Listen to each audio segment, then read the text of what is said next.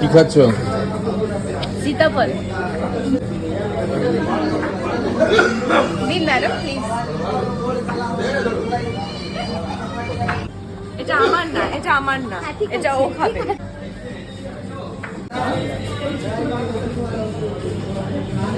পুরোটা শেষ করতে পারবি? না না, তুই কি আনলি? Rice the dhokla.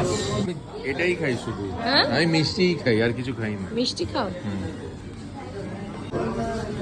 ওই দিকে আয়। কোনটা খাবো? গেট খাবো না। আরে ঢোকলা। হ্যাঁ লাস্সি ওটা খাবো, গিয়ে খাবো এরকমই করে।